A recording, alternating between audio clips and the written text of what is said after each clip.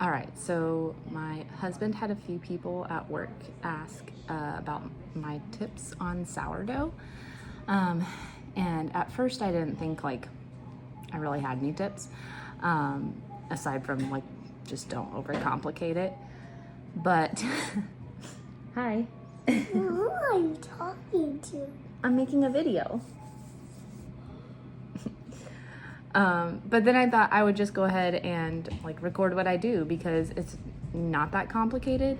And I mean, you can make it as complicated as you want, kind of with anything.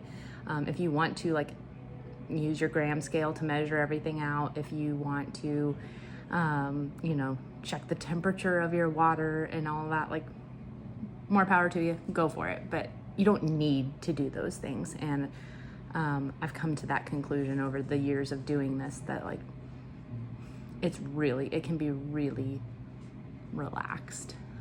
So I'm just gonna go through the day and kind of explain what I do and how I like alter things, because I have 3 little kids, and so I can't be like, you know, on a time crunch all the time with these with everything, and you don't have to be. So this is what I do. Where are you? So this is my starter. It just lives in my fridge. I don't do anything with it unless I'm ready to use it.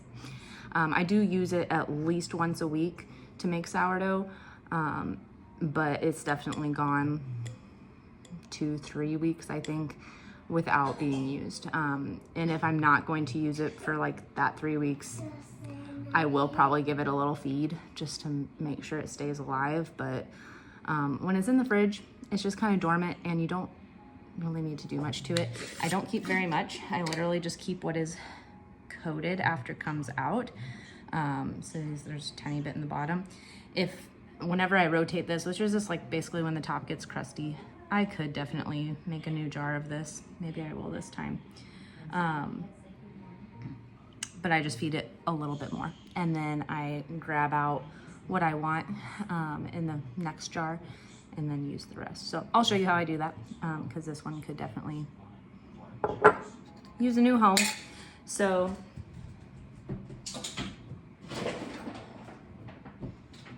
I just use the flour from Costco. It's really good. It's organic, unbleached flour, all-purpose flour. So it's about as good as it gets. I like to do 2/3 of a cup of flour and 2/3 of a cup of water. I don't get fancy. I just put in my 2/3 of a cup. Oops. Let me tilt you down. Maybe. Well, that's about as good as it's gonna get. Yeah. And then I do 2/3 of a cup of water. I will say, like, my number 1 tip, don't overcomplicate it. Number 2 tip is to use filtered water. I have killed a starter using regular tap water. The cold side of my faucet is filtered, and so that's what I use. So I use cold water going in.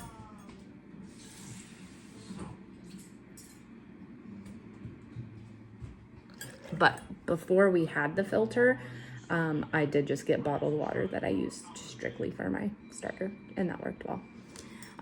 Okay, so then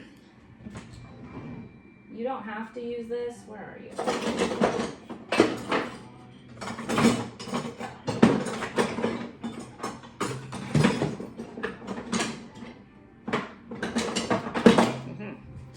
You don't need all of the special tools. I don't even have all of the special tools, but this is a spurtle. It's just easy to mix up in a mason jar, but you can use a spoon. There is a big thing of like only using like wood, you know, not using stainless steel, whatever. Yeah. Oh, the consistency of the starter, this is fine. It's actually a little bit too watery for my liking in the summer. I have found in the summer, it's more humid, and so you need a little bit more of a sticky starter just to get like the consistency you want. It'll still work. This will still work. But to get the desired consistency that you want, you might want a little bit more flour. And I think it, like I said, it doesn't really matter. What you're looking for is to feed the yeast and the bacteria that are in here, and what they need is water and flour. It doesn't really matter what the ratios are. People get really hung up on ratios, I have found. I don't think it really matters because you're just trying to get it active. And my ideal consistency is like a little bit thicker than pancake batter. So about like this. Like, that's about where I want it. Again, it'll work no matter what. But that's about where I want it. And then I grab a little, half of a paper towel, give it a little bonnet, and that way you don't have to burp this at all. If you use the regular lid, you can just leave it like not fully closed. If you do close it, you're gonna have to burp it because these guys are gonna produce gas, which is the bubbles that you will see. But this just lets it breathe, and it's easy. I see usually where I set it because that's the warmest spot on my oven. It doesn't really matter. Again, my starter is pretty strong at this point. So especially if I give it a little bit of warmth, like I can set it outside, it'll be ready to go in like 2 hours, 3 hours. So it can be ready to go pretty quickly. If it's cold, it's going to take closer to like 12 to 24 hours, somewhere in there. And it depends on your starter. If you have a new starter, it's probably going to take a bit longer. But once you get an established starter, it can be really fast. And if you set it outside, it will go fast, like when it's warm, like now, it'll go fast. And so be ready to use it, in a couple of hours. Again, it'll still work if you basically max out your starter. If you put it in the bread dough, it'll still work. There's still yeast and bacteria in there. You're basically feeding it again with your bread dough, and it'll take off. So it's not that deep. You just need to get some flour and water for the yeast to go. I do like setting it outside because it gives you a little bit more of a variety of yeast and bacteria in there that you're collecting from the environment. And when your top is like this also allows the yeast and bacteria in a little bit better than if you use your regular lid. So yeah, you'll get a stronger starter if you set it outside and let the wild yeast in. So we're gonna let that go though, and I'll come back to it when it is bubbly. And I don't have a gauge on like how bubbly it needs to be or if it's risen or whatever. It just needs to start getting bubbly and then it's active. So we'll be back for that. Okay, I was gonna make sure I commented on the time that we're doing this. So at that first clip, you will have probably saw on like the clock in the background, but it was 9 a.m. when we did that. It's now 3:41. I noticed at 1 o'clock that I was getting some bubbles in here.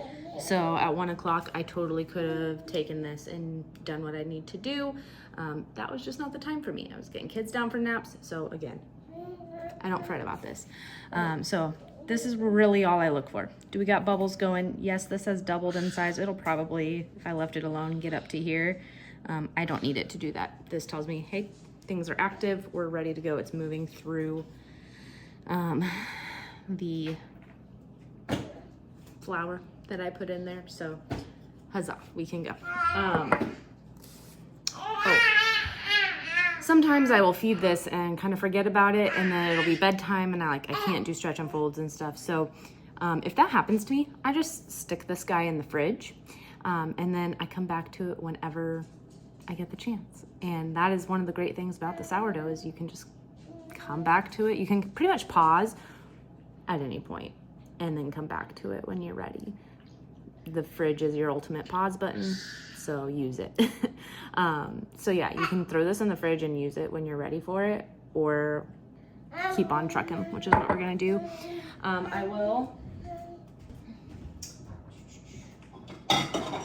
get me a new jar so that I can have a clean jar.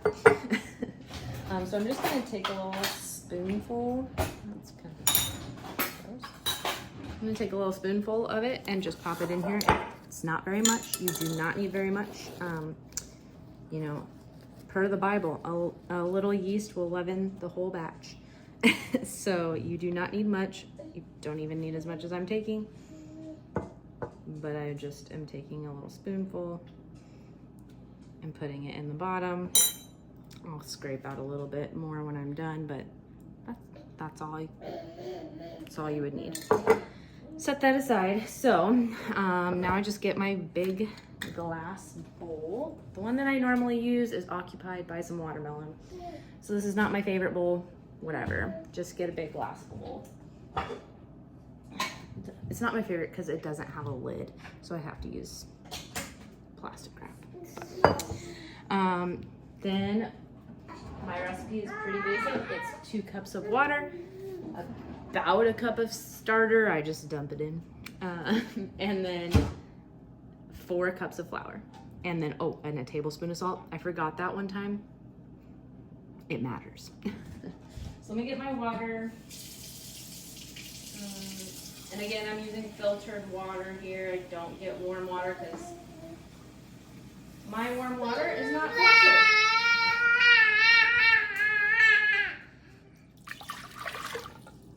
So 2 cups of water. Maybe I'll tilt you down. Well, we're not getting a tilt, so it's amateur hour here. I will continue to just show you what I'm doing.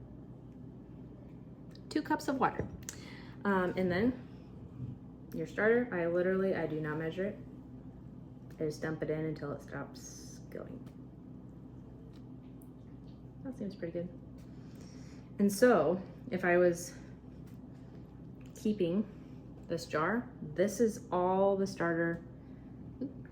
That's all the starter that I would keep in there. Just whatever remains on the sides. It'll kind of like settle down a little bit. But I just leave like what is coated on the sides, and that's all I do, and then I feed that.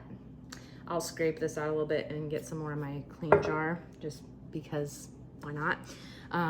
But yeah, this is where we're at. They say, you know, floating starter is active starter. That's what you want. You can see this guy is nice and floating.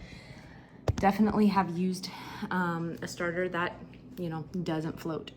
It's okay. There is still yeast and bacteria in there, and that's what you want. And when you feed it water and flour, it's going to bloom. It's going to come back to life, essentially. And so, exactly. It's like not that big of a deal. If it sinks, not a big deal. As long as you know you have a strong active starter, keep using it. Yeah. Someone's having a snack with me. Okay, and then again, you don't have to have like a special sourdough anything. This is a dough hook. It's handy for making bread doughs, but again, it's not absolutely necessary. So I just basically mix the starter into the water so that way it's uniform. So I'm not doing anything like specific here. It's just to make it a little bit more uniform. Now for the flour.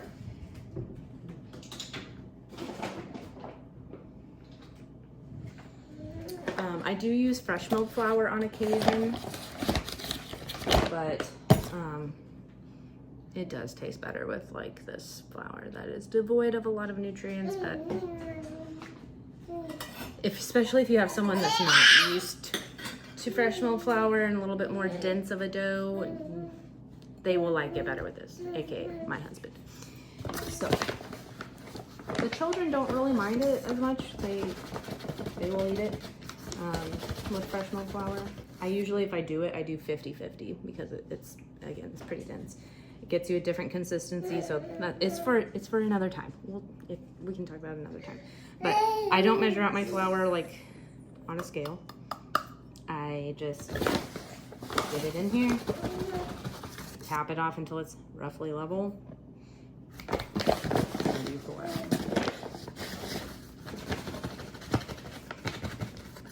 Again, this is not like super scientific. You just do it. And I'm mostly, again, looking for the right consistency in my dough.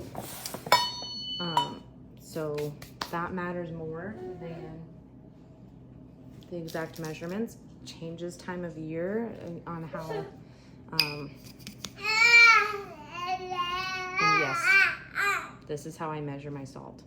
It's with my hand. It's roughly a tablespoon, pinch to grow an inch. But my recipe is a tablespoon of flour, or salt. I just do it with my hand because, yeah. So this is where we're at. And I'll just mix this up, and then I'll make sure it's the right consistency. I'll make sure the baby has some more snacks. She's so hungry. Good girl. Yeah, so let's mix this up and just make sure it's the right consistency. You can add flavors and stuff in here if you wanted to. If you wanted to put like cinnamon in here, that'd be yummy. Or you could go like with garlicky flavors, whatever. You can totally season this however you want. This is just my basic everyday go-to recipe. So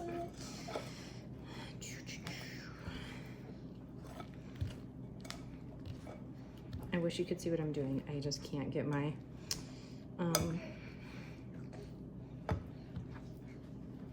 what is it called, tripod to tilt you down very well.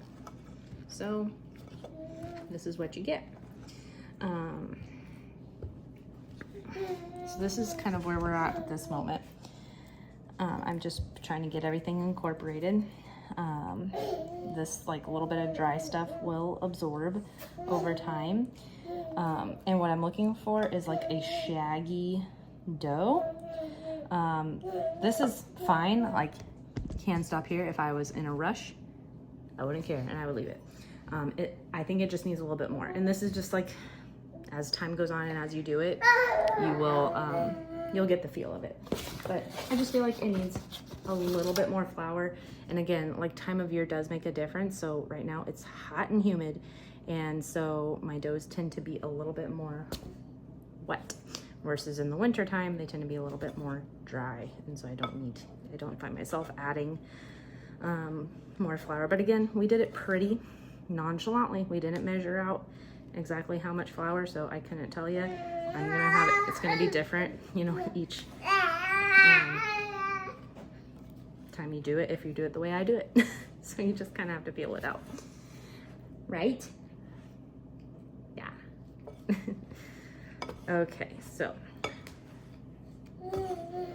again, the first situation would be fine. You can work with that. It's just gonna be a little bit more sticky, a little bit harder to work with. I like it. If anything, a little bit drier, and this, it's a little bit dry for me. I'll show you just a moment.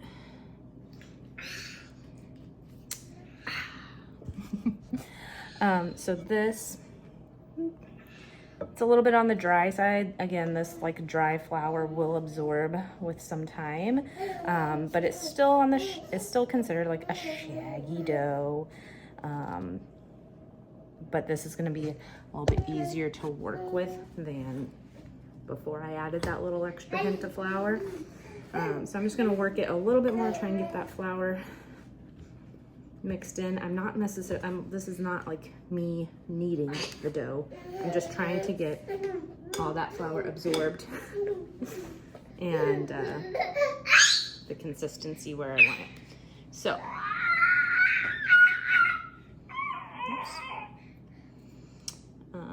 Get this off the dough hook. I'll show you where I'm leaving it. Hey, what's up, Meadow? You have snacks? Yes, you do. Yes, you do. You gotta be the star of the show, huh? You gotta be the star of the show? Okay, good enough. So,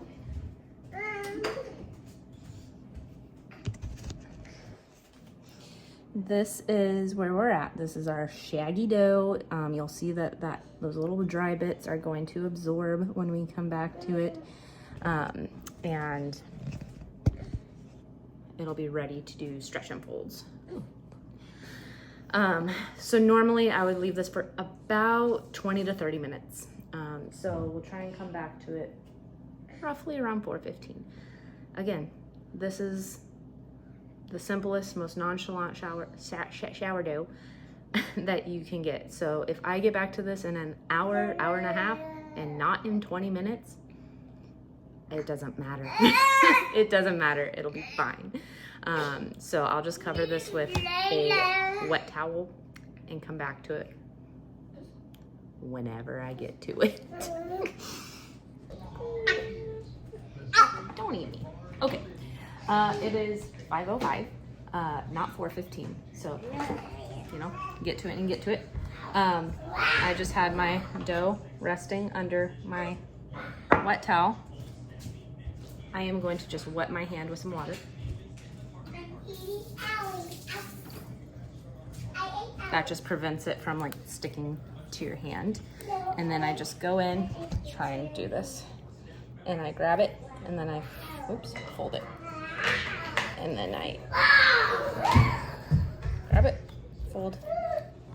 And I just basically do this until it starts getting smooth.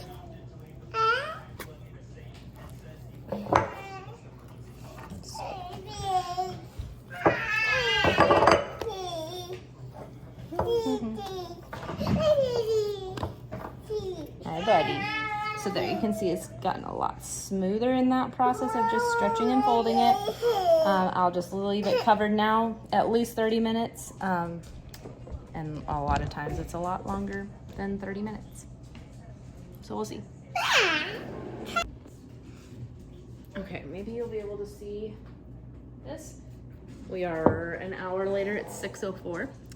Yeah, you can't really see, but we're just gonna do another stretch and fold. So I'm wetting my hand.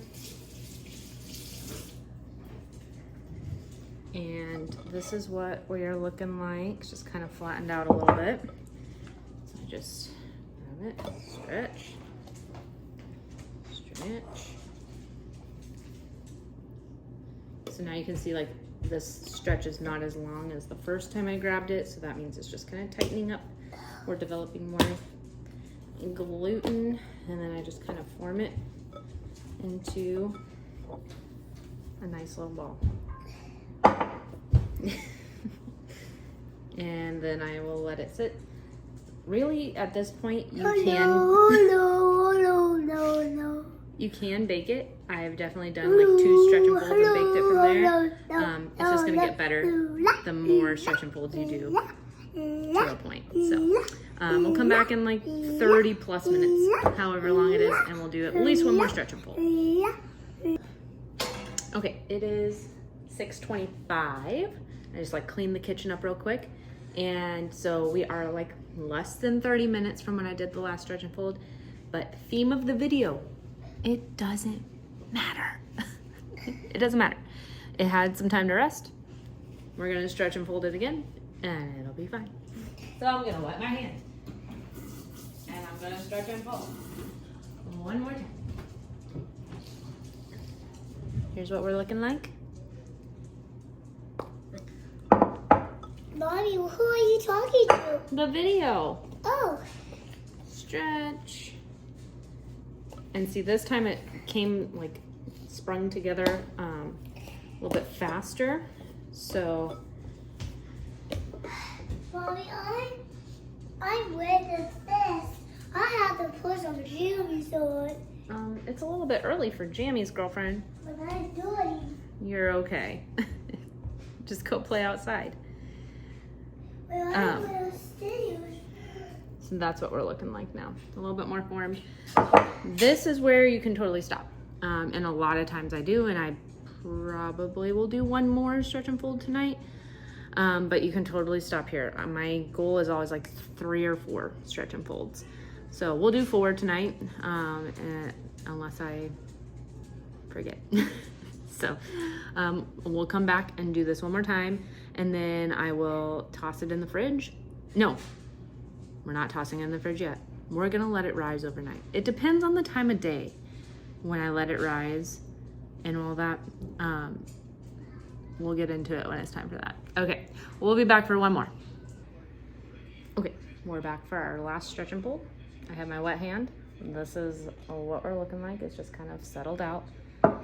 And I'm just gonna give it one more stretch and fold.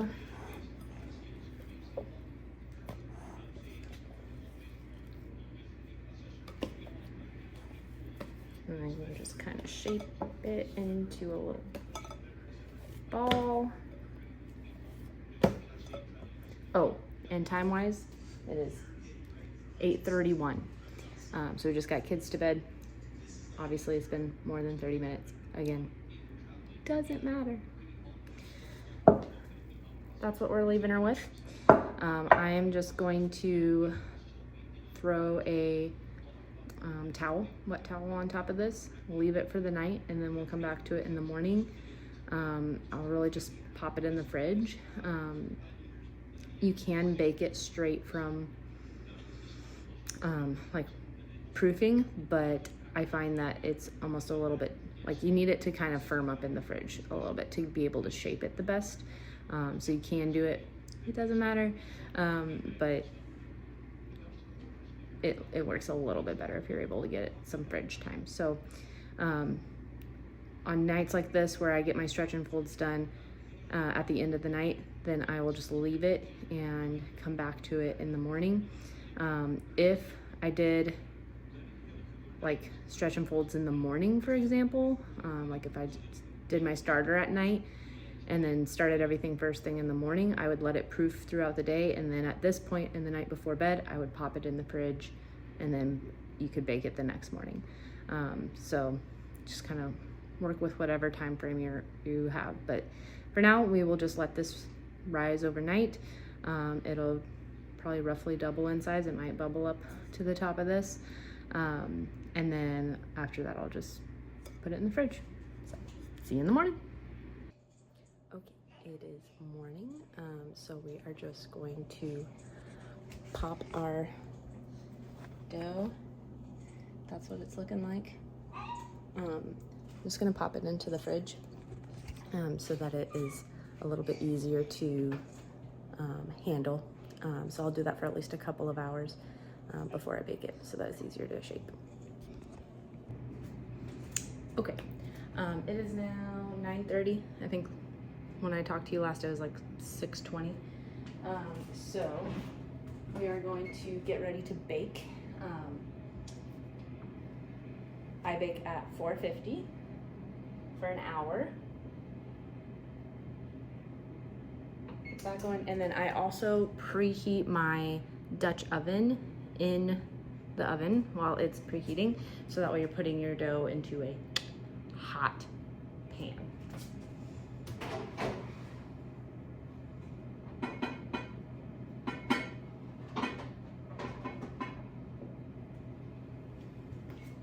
So this is what I got. I'm being quiet because I just put the baby down for a nap. But yeah, I just put in both components in here.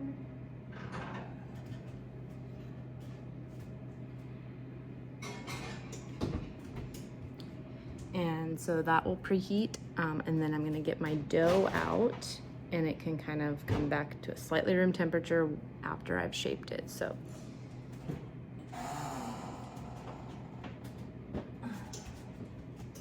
it's just been hanging out in the fridge. Feels nice and chilled.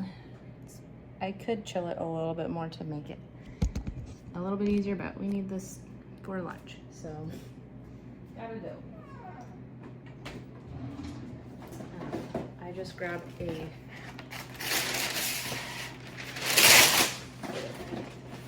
parchment paper.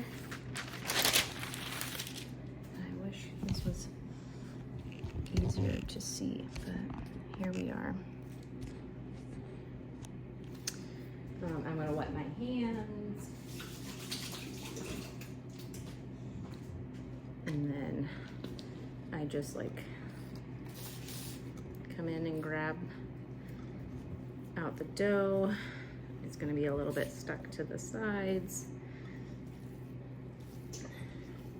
And like you can put this out on the countertop with some flour, get it nice and flat.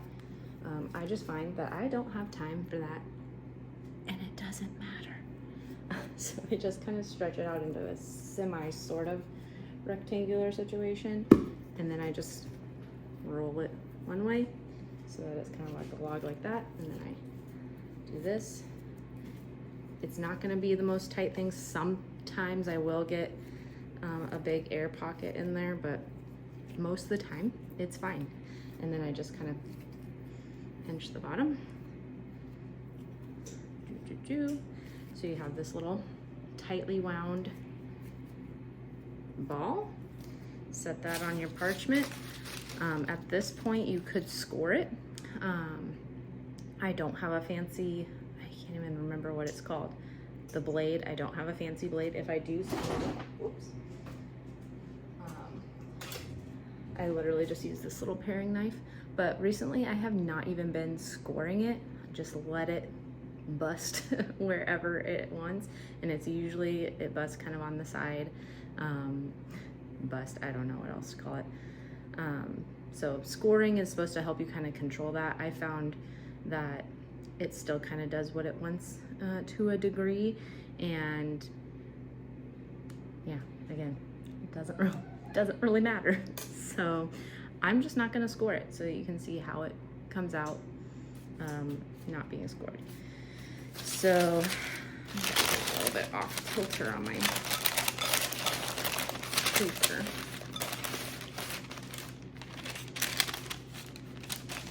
So yeah, this is how I'm gonna leave it. I'll just let it kind of rest like this. It's a little bit misshapen. Again, it doesn't really matter.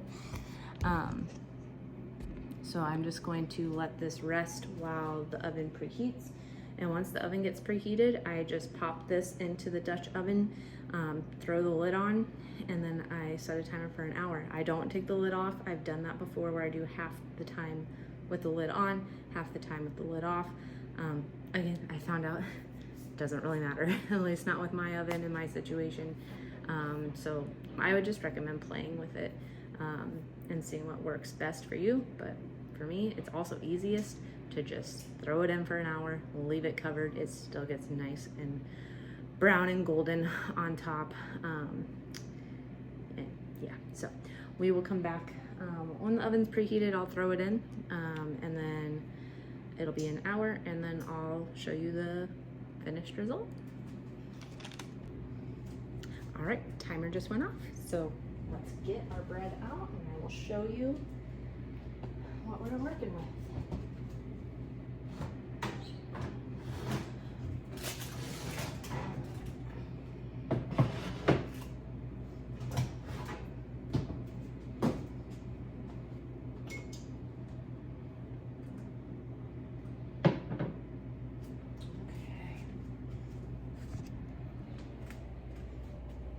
I was a little late on my timer, so it got maybe a tiny bit more brown than normal, but that's what we got. So yeah, I'll get it out, I'll get it cooling, and you essentially, ideally, you want it to cool pretty much entirely before you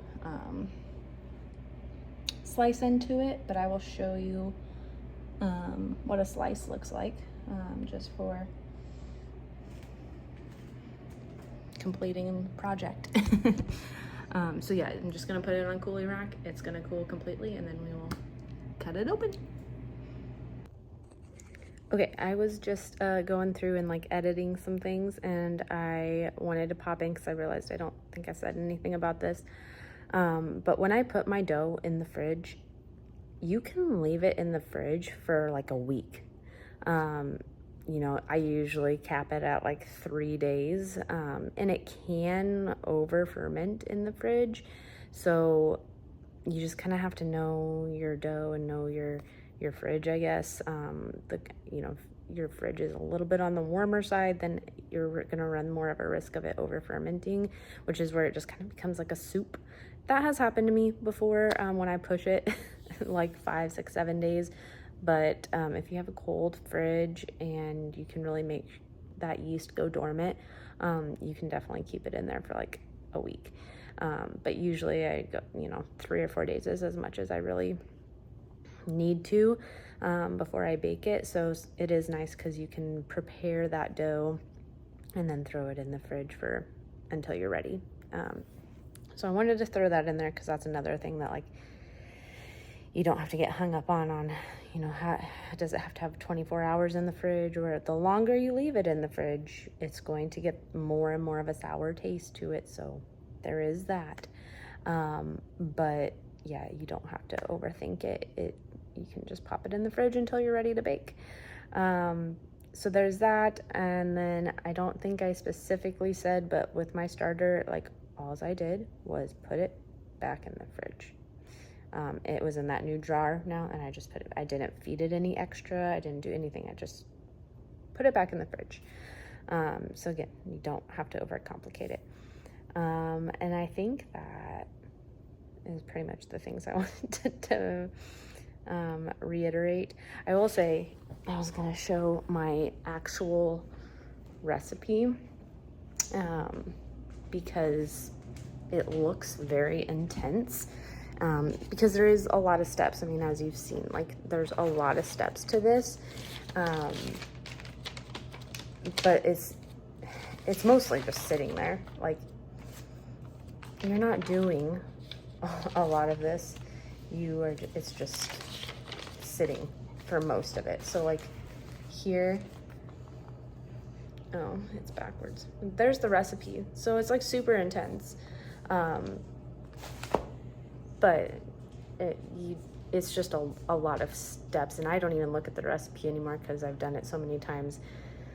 It's just kind of second nature. I know what I'm doing now. So it takes a long time, but most of that time is hands-off time. And the other thing I wanted to mention too, the starter, people get really hung up on like the starter, where you get it from, whatever, how you make it yourself. I've definitely made my own before. That was unfortunately the one that I killed with my tap water. So you can do that. That's a whole process. Or you can do what I call like the cheater starter. And it's just literally, you put in your flour and water, you put in like a couple granules of your regular old dry active yeast. You don't need very much, just throw it in there.